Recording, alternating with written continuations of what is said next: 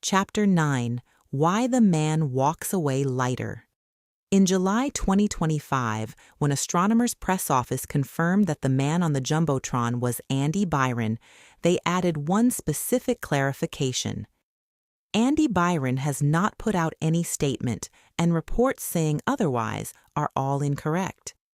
The fake statements circulating online, the apologies, the admissions, the carefully worded explanations attributed to Byron by accounts that had invented them, were being mistaken for real ones. Astronomer needed the public to know that none of them were real, because there was no real one, because Andy Byron had not said a word. He has not said a word since, not a statement, not an interview, not a social media post, not a comment to a journalist, on the record or off. Not a word to the public about the events of July 16, 2025, or the months that followed, or the woman who has been explaining those events across multiple platforms while he has been absent from every single one of them. 8 months after one of the most watched viral moments in recent memory, Andy Byron, who was in the frame, who resigned the position from which those events derived their specific professional significance, who by Kristen Cabot's account misrepresented the status of his marriage to her in ways that affected her choices and understanding of the situation, has offered the public nothing, not accountability, not explanation, not apology, nothing. This chapter is about what that silence means, about what it costs, about who it costs, and about the specific structural reasons why a man in his position could choose silence as his complete response to a situation of this magnitude, while the woman beside him on the Jumbotron had no equivalent option available. The architecture of his exit. The mechanics of how Byron left deserve to be examined because they are not what they appeared to be.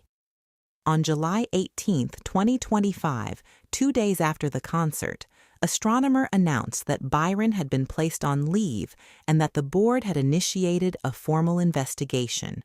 On July 19, 3 days after the concert, Byron resigned. The resignation was clean. The statement from Astronomer was brief and corporate. The board had accepted the resignation. Pete DeJoy would serve as interim CEO while the search for a successor began. The company's statement said that the standard of conduct expected of its leaders had not been met. It named no specific conduct. It named no specific person. It described no specific failure. Byron's LinkedIn account went dark. He was removed from the company's leadership page. And then, in a detail that received far less attention than it deserved, he remained listed as a member of Astronomer's board of directors, not as a former employee, not as someone whose relationship with the company had been completely severed, as a board member, as someone who retained a formal governance role at the company he had led, the company whose values statement had just been deployed to accept his resignation as CEO. The resignation was a step down. It was not a severance. The architecture of his exit preserved his institutional position while removing the element of it that was most publicly visible. He was no longer the face of the company. He was still part of its governing structure. The press around this was minimal. The board seat was noted in some outlets and ignored in others. The public story moved on to the next chapter: Cabot's resignation, the Astronomer advertisement, the first interview, and Byron's retained governance role at the company receded into the fine print. This is what the architecture of a managed exit looks like when it is done correctly. Not a clean break, but a strategic reposition. Not accountability, but the minimum necessary concession to the appearance of it. Silence as strategy. It would be easy, and partially accurate, to attribute Byron's silence to simple avoidance, to the instinct of a man who has been caught in an embarrassing situation and who is doing what embarrassed people do, keeping his head down, waiting for it to blow over, hoping that the absence of new material will eventually allow the news cycle to move on. But Byron's silence is more sophisticated than simple avoidance, and it deserves to be analyzed as such. Because in the specific circumstances of this story, silence is not neutral. It is not the absence of a choice. It is the exercise of a choice, the choice to let the narrative develop without his participation, which in practice means the choice to let someone else carry the weight of the public narrative while he carries none of it. Consider the mechanics. Every time Cabot gives an interview, every time she returns to the public conversation, re-explains, recontextualizes, reaccounts for what happened. She re-enters the story as its active protagonist. She refreshes the search results.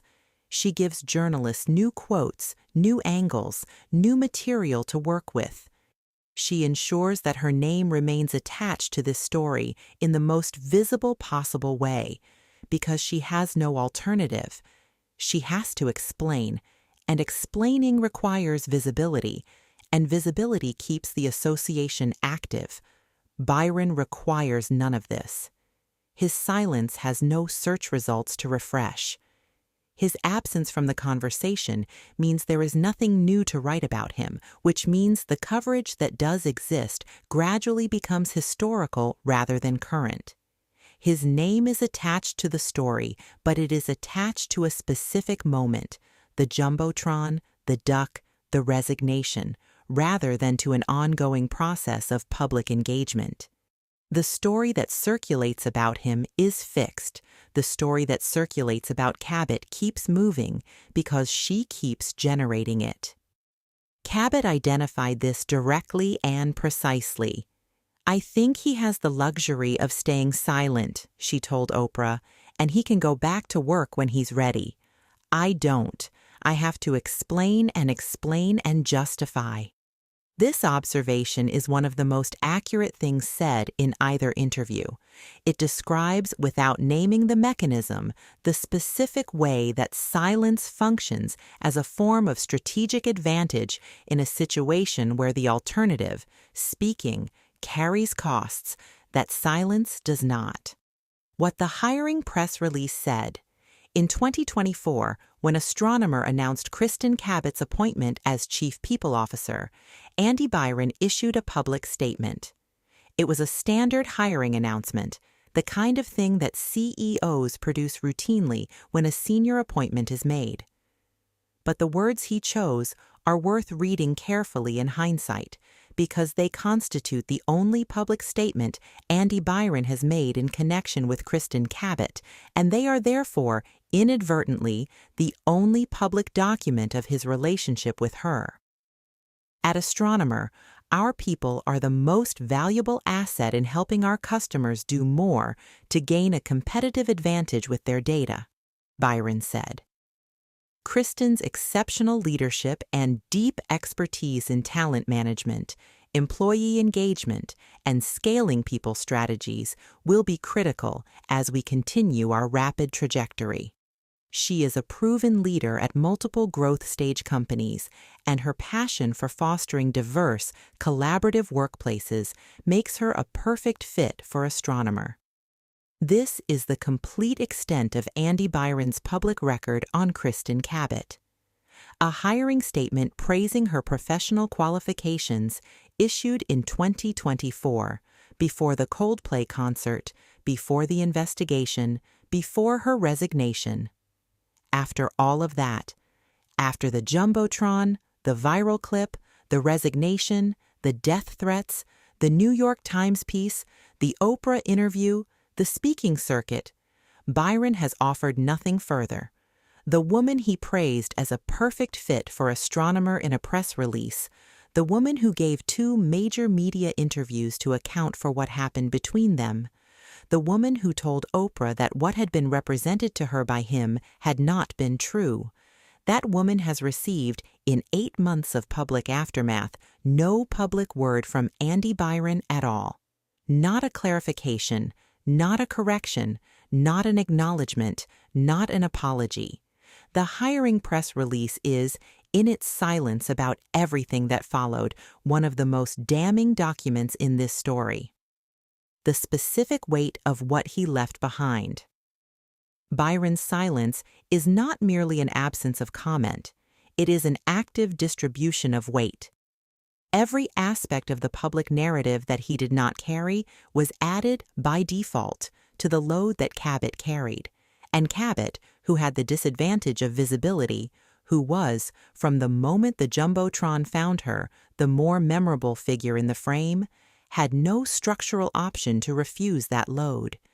Think of what the public narrative required in the 8 months after July 16th, and consider who provided it. Someone needed to explain that the individuals were in the process of separation. Byron said nothing. Cabot explained. Someone needed to account for the professional context, the CEO-CPO relationship, the power dynamic, the plan for disclosure. Byron said nothing. Cabot explained. Someone needed to address the allegation that the marriage had been misrepresented. Byron said nothing. Cabot implied it carefully, without specifically naming him, while also declining to do fully to someone else what had been done to her. Someone needed to respond to the astronomer advertisement, the Gwyneth Paltrow involvement, the company's use of both of their names without consent. Byron said nothing. Cabot addressed it on Oprah. In every instance where the story required a human voice, Cabot provided it. In every instance where Byron's participation would have changed the shape of the conversation, would have introduced his perspective, his accountability, his version of what had happened, and what he had said and what he believed he owed, he was silent. The story was narrated by one of the two people in it. The other exercised his option not to narrate, and that option, the option of silence, was available to Byron in a way that it was not available to Cabot, for reasons that this chapter will now examine directly. Who gets to disappear? There is a structural question at the heart of the asymmetry this chapter is examining, and it is not simply a question of individual choice. Byron did not choose silence in a vacuum. He chose it in a context, a gendered, institutional, cultural context that made silence an available and viable option for him in a way that it was not for Cabot. Understanding that context is necessary for understanding why the asymmetry is not accidental. Research on gendered responses to infidelity and sexual scandal consistently documents this pattern. Women bear a disproportionate share of the reputational damage, social scrutiny, and ongoing accountability burden in situations where men and women are equally implicated. A 2019 study by Beardall, Cooper, and colleagues, examining double standards in professional misconduct, found that women were significantly more likely than men to face career-ending consequences for the same level of conduct violation. Men were more likely to receive quiet transitions, resignations framed as personal decisions, internal restructurings, while women were more likely to face formal investigation and complete termination of professional relationships. The Byron/Cabot pattern maps onto this research with precision. Byron resigned and retained his board seat. Cabot resigned and had no equivalent retained role. Byron's estimated net worth between $50 and $70 million, according to reporting based on his compensation and equity at Astronomer, was not materially affected by a resignation from a company he had helped build from the beginning. Cabot's professional identity was attached to the company and the role, and when both were lost, her professional identity was lost with them.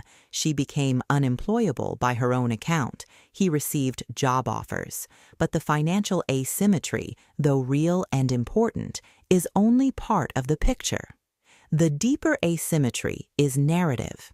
Men in these situations, particularly men with institutional power, financial resources, and existing professional networks, have access to a form of disappearance that women do not. They can step back from the visible position, allow the attention to follow the more visible figure, and wait. Their professional identities are more robust to a specific incident because those identities are not as tightly coupled to their relationship to the incident. They are still, in the professional world's accounting, the CEO who built a company that raised $1.3 billion. The Coldplay moment is a footnote. For Cabot, the Coldplay moment is the headline. This is not simply unfair in the abstract. It is unfair in the specific, concrete, measurable way that has real consequences for real people. It means that Byron gets to decide when and whether to return to professional life. Cabot does not get that choice in the same way. She is deciding whether to return to a professional life that has been permanently altered by events she cannot now separate herself from, while Byron is deciding whether and when to step back into professional life on terms substantially of his choosing. The board seat. He kept. The detail of Byron's retained board seat deserves its own examination, because it encapsulates in miniature the argument this chapter is making. A board seat is not a ceremonial position. It is a governance role. It carries fiduciary responsibility. It involves oversight of the company's leadership, strategy, and culture. When Astronomer issued its statement saying that its leaders were expected to set the standard in both conduct and accountability, and that recently that standard had not been met, the person it was describing retained a seat on the governing body that issued that statement. This is not an oversight. Retaining board members after their resignation from operating roles is standard practice in tech companies, particularly when those board members are significant shareholders or founding figures with institutional knowledge. The case for retaining Byron on the board has a practical logic. He knows the company, he has relationships with investors, and his equity stake gives him a financial interest in its continued success. These are real considerations, but they exist in a specific tension with the public posture Astronomer adopted. A company that says its leaders must set the standard in conduct and accountability, and then retains the specific leader whose failure to meet that standard prompted the statement, in a governance role, is performing accountability rather than practicing it. The performance is directed at the public. The governance reality is directed at the shareholders, and the two do not point in the same direction. Cabot received no equivalent retained role. She resigned, and the resignation was complete. Her name was removed from the company's website, her LinkedIn account deleted, her professional identity at Astronomer fully severed. The person who built the company, who retained financial and governance ties to it, who had the most to lose from a formal investigation of workplace conduct standards, that person kept his seat. The person hired to manage those standards, who had a shorter institutional history with the company and less leverage to negotiate her exit, she did not. The fake apologies and what they reveal. In the hours and days after the Jumbotron clip went viral, something happened that this chapter has not yet addressed, but that is, in retrospect, one of the most revealing details of the entire story. Fake statements began circulating in Andy Byron's name, not just in Megan Kerrigan Byron's name, as Chapter 4 examined, but in his. Fabricated apologies, invented acknowledgments, manufactured accountability. The Internet, which had been given nothing by Byron, produced substitutes. It generated the statement it needed from him because the genuine absence of one was not narratively satisfying. Astronomer had to issue a correction. Byron had not put out any statement. The fake ones were wrong. The real position was silence. What this episode reveals is the specific hunger, the narrative requirement, that Byron's silence left unfilled. The public needed him to account for himself. It needed him to be visible in some form, to provide some acknowledgement that he understood what had happened and what it had cost.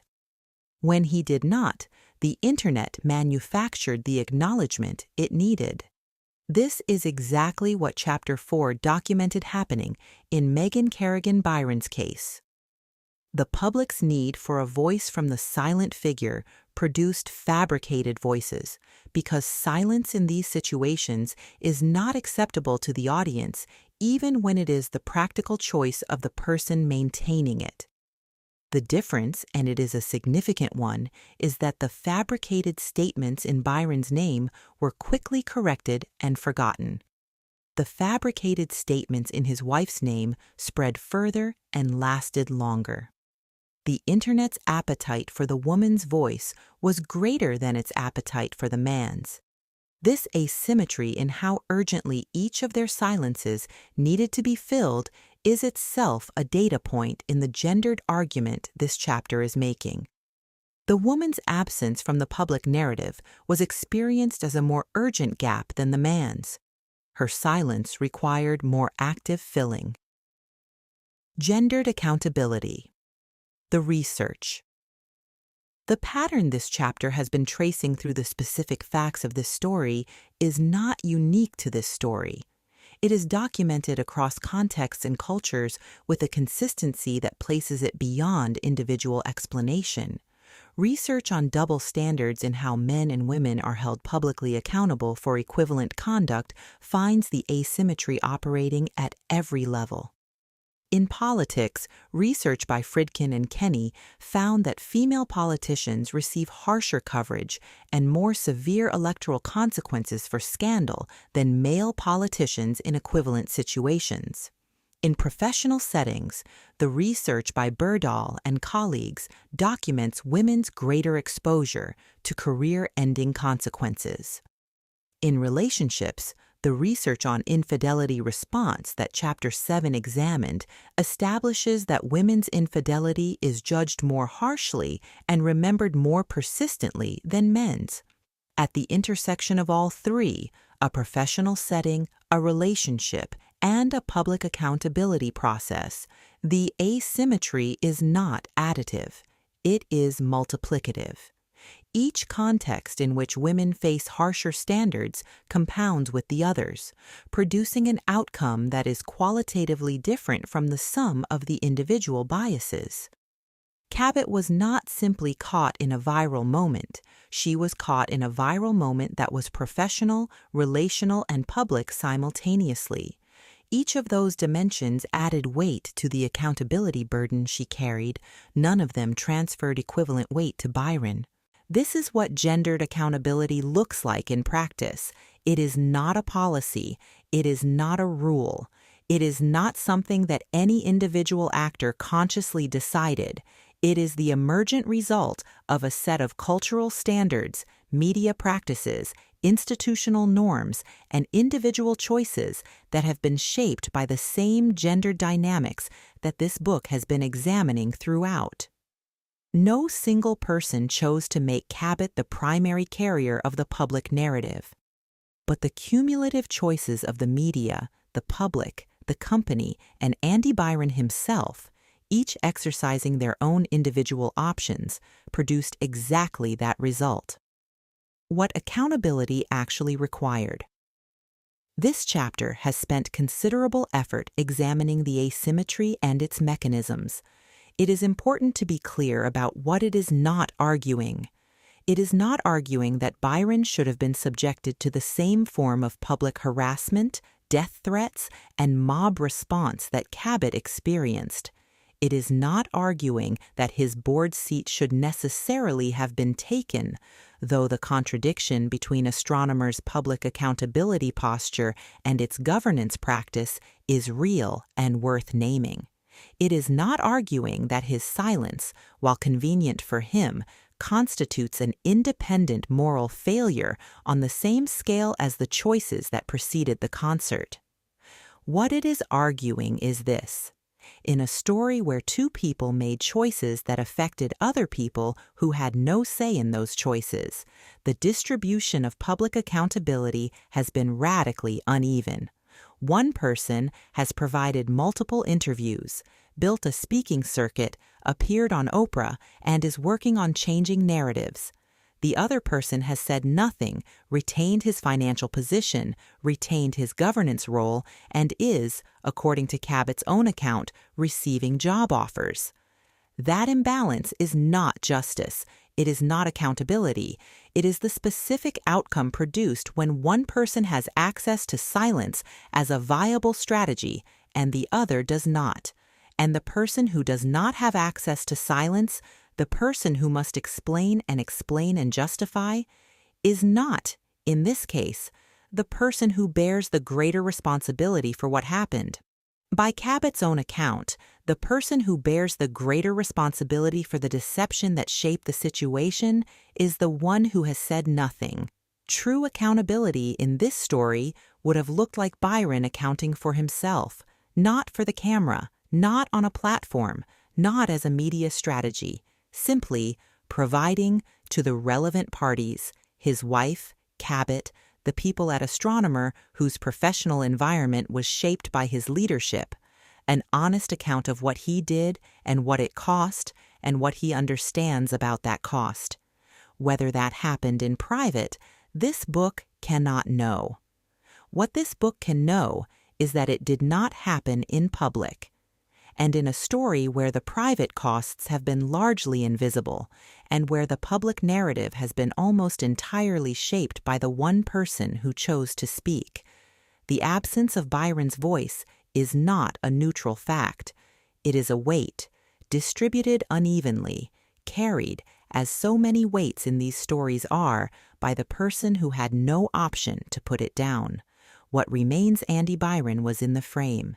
He is still on the board. He has said nothing. His estimated net worth is $50 to $70 million. He is receiving job offers.